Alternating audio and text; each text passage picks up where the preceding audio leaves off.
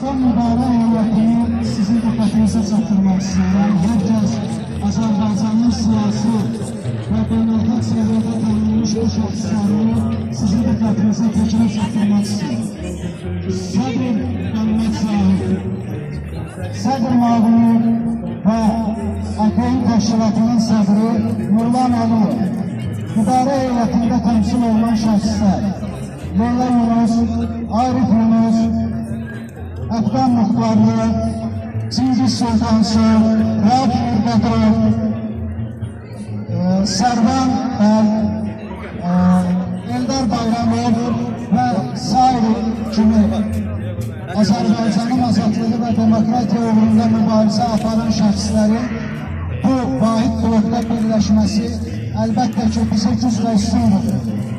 Biz hər birimiz gücümüzü, səylərimizi birləşdirərək Azərbaycanda demokratiya və azadlıqlar uğrunda mübarizə aparmaqla biz öz ölkəmizi beynəlxalq statistikada kifayət qədər yüksəklərə qalırıq. Əlbəttə ki, Azərbaycanda insan haqlarının vəziyyəti ürəkaçan deyil. Çox təəssüflər olsun ki, bu ifadələri demək məcburiyyətindəyik. Bugün burada bizim toplaşmağımızın ən başlıca səbəbi isə burada olan hər bir şəxsin öz vətənində birinci şəxs olaraq, akalitəli olaraq yaşamaq istəyidir. Heç ki, ikinci, üçüncü dövlətlərdə, üçüncü, dördüncü dərəcəli insan kimi yaşamaq istəmir. Halbuki Azərbaycanın öz vətəndaşlarını dünyanın ən gözəl rifahı içində yaşatmağa müsaade edən təbii sərvətləri var. Mən çox danışıb vaxtınızı almaq istəmirəm, həqiqətlər çoxdur. Gələn tədbirlərdə görüşmək ümidiylə inanıram ki, gələn tədbirlərdə də bu cür çoxluqla iştirak etməklə biz səsimizi Azərbaycan hakimiyyətinə çatdırmış olacağıq. Hər birinizə təkrar dərindən təşəkkür edirik. Çox sağ olun ki, qaldınız, çox sağ olun ki, qalıb, öz fikirlərinizi ifadə etdiniz. Əgər başqa söz demək istəyən yoxdursa, artıq tədbiri bitmiş elan etmək olar. Təkrar çox-çox təşəkkür edirik.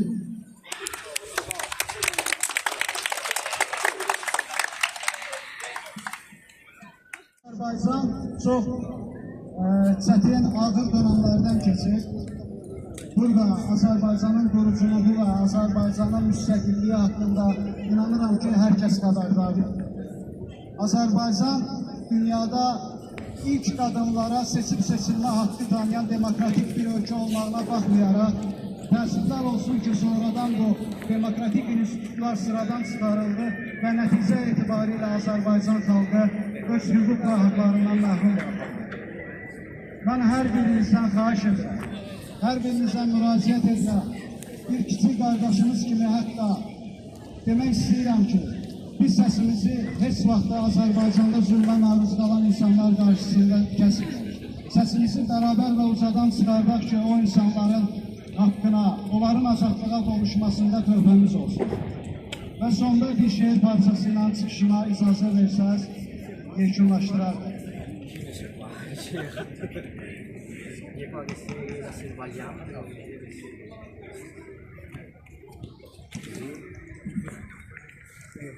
Etdik bir ömürlər məşəqqətlər içində, illərlə sürən qanlı əsalətlər içində, xalqın özündən və demokratiya ruhu ilk etdi bizi şərqdəki millətlər içində.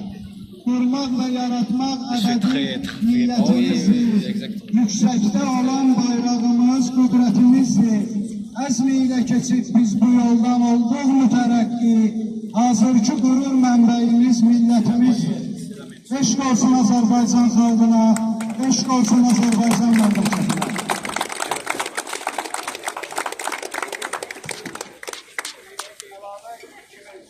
Çox şükür olsa, buyurun.